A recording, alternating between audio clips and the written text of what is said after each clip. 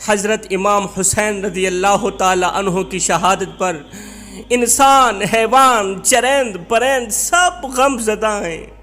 جب حضرت امام حسین رضی اللہ تعالی عنہ کو شہید کیا گیا، آپ کا سر تن سے جدا کیا گیا، تو ہر طرف خون کی سرخی پھیل گئی، ہر طرف خون ہی خون نظر آتا تھا، یہاں تک کہ آسمان بھی 3 دن تک سرخ رہا۔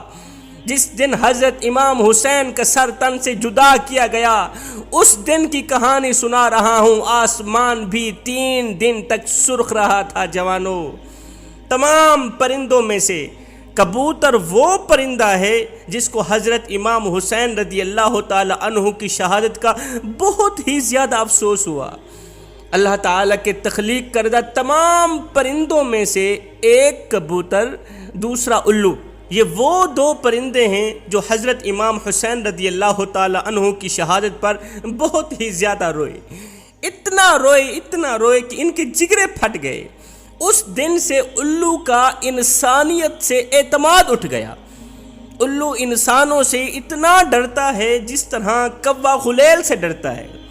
ایک دن حضرت امام جعفر صادق رضی اللہ تعالی عنہ کا دربار لگا ہوا تھا۔ حضرت امام جعفر صادق حضرت امام باقر رضی اللہ تعالی عنہ کے بیٹے، حضرت امام جعفر صادق اللہ کے نیک بندوں کو واعظ و نصیحت فرما رہے تھے، خوبصورت زندگی گزارنے کے طور طریقے بتا رہے تھے، اللہ رسول کا فرمان سنا رہے تھے۔ اتنے میں کسی شخص نے پوچھا، حضرت یہ جو الو ہے یہ تنہائی میں کیوں رہتا ہے، آبادی کی طرف کیوں نہیں رہتا؟ الو تنہائی میں کیوں رہتا ہے اور آبادی کی طرف کیوں نہیں رہتا؟ اس کے جواب پر حضرت امام جعفر صادق رضی اللہ تعالی عنہ نے فرمایا، اے بندہ خدا، جب میرے بابا، میرے نانا حضرت امام حسین رضی اللہ تعالی عنہ کو شہید کیا گیا تو الو نے قسم کھا لی تھی کہ اب کبھی وہ آبادی میں نہیں رہے گا، کیونکہ جس دن میرے بابا حضرت امام حسین رضی اللہ تعالی عنہ کا سر تن سے جدا کیا گیا تھا، سر تن سے جدا ہو رہا تھا، آپ کے گلے پر تلوار چل رہی تھی، اس دن ایک الو نے اور 2-4 پرندوں نے یہ منظر اپنی آنکھوں سے دیکھا، اور یہ پرندے انسانیت سے دور ہو بیٹھے۔ ان پرندوں نے قسم کھا لی تھی کہ اب کبھی وہ آبادی میں نہیں رہیں گے بلکہ تنہائی میں رہیں گے، کیونکہ جو امت نبی کے نواسے کے ساتھ وفا نہیں کر سکی، جن ظالم انسانوں نے نبی کے نواسے کو معاف نہیں کیا، وہ ہمیں کیا معاف کریں گے، ہم پر کیا رحم کھائیں گے؟ اس دن سے آج تک الو انسانوں کے ساتھ نہیں بیٹھتا، انسان سے اتنا ڈرتا ہے جس طرح کوا غلیل سے ڈرتا ہے۔ ورنہ حضرت امام حسین کی شہادت سے پہلے الو آبادی میں رہتا تھا۔ مجھے یہاں پر ایک رلا دینے والا واقعہ یاد آ گیا، جگرے پھاڑ دینے والا، خون کے آنسو رلانے والا ایک واقعہ یاد آ گیا۔ جوانوں، ایک عیسائی تھا جس کی 18 سالہ نابینا بیٹی تھی۔ اس بیٹی کو طرح طرح کی بیماریوں نے جکڑ رکھا تھا، نہ بول سکتی تھی، نہ سن سکتی تھی، نہ کھا سکتی تھی، نہ پی سکتی تھی، نہ چل سکتی تھی، نہ کھڑی ہو سکتی تھی۔ طرح طرح کی بیماریوں سے جکڑی بیٹی سے تنگ آ کر جان چھڑانے کے لیے بیوی کی غیر موجودگی میں عیسائی نے اپنی نابینا بیٹی کو اپنے کندھے پہ اٹھایا، گھر سے دور کسی جنگل کے ایک درخت کے نیچے سلا کر واپس چلا آیا۔ بیوی کی غیر موجودگی میں اپنی نابینا بیمار بیٹی، لاچار بیٹی کو اپنے کندھے پہ اٹھایا، گھر سے دور چلا گیا، جنگل کے ایک درخت کے نیچے اکیلا تنہا اس زندہ لاش کو لٹا کر واپس گھر کی طرف چلا آیا۔ اسی دن حضرت امام حسین رضی اللہ تعالی عنہ کا یزیدیوں نے سر تن سے جدا کیا تھا۔ اسی دن حضرت امام حسین کی گردن پر تلوار پھیری تھی۔ یہ کربلا کی وہ شام تھی جس کے اندھیرے میں 72 لاشیں پڑی تھی۔ شہدائے کربلا کے غم میں روتا ہوا ایک پرندہ اسی درخت پر جا بیٹھا جس درخت کے نیچے ظالم باپ اپنی بیمار اور نابینا بیٹی سلا کر گیا تھا۔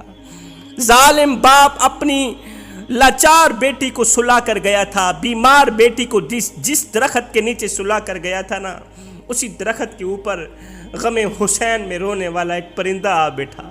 امام حسین کے غم میں روتے ہوئے پرندے کی آنکھوں سے نکلا آنسو اس نابینا لڑکی کی پیشانی پر پڑا۔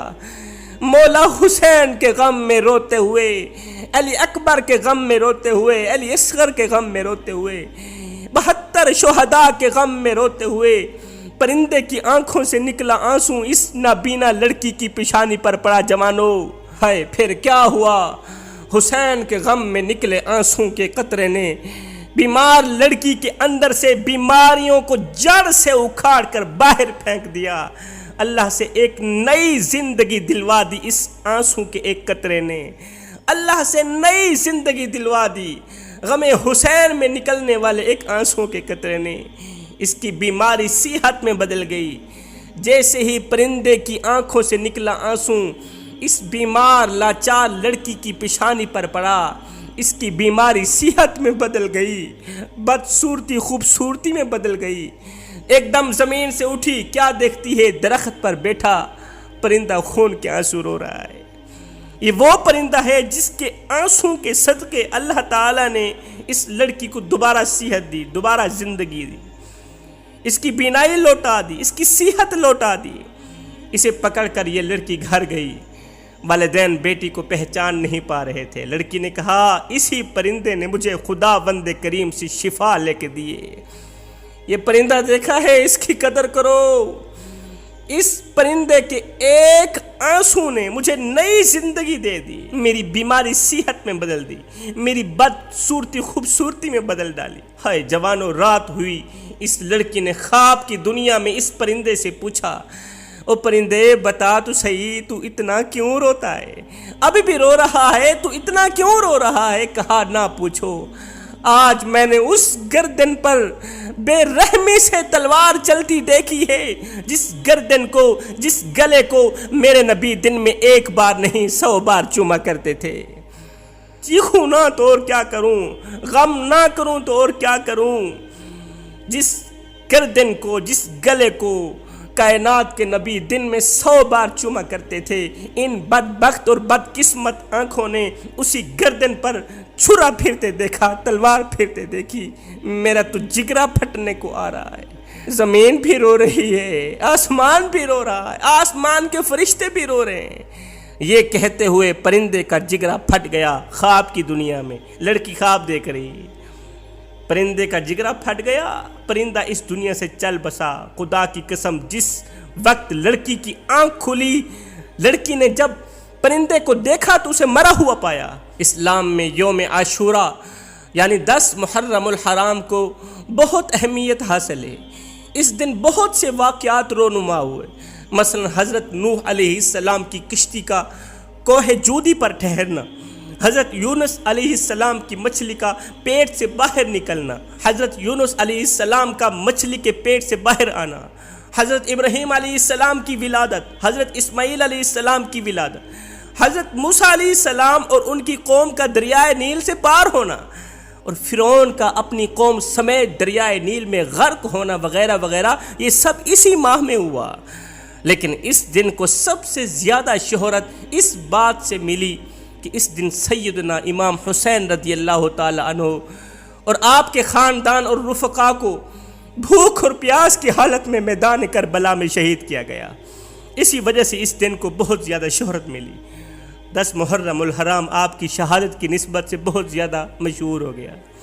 آپ نے 10 محرم الحرام 60 ہجری کو میدان کربلا میں باطل کو خاک میں ملا کر جام شہادت نوش فرمایا۔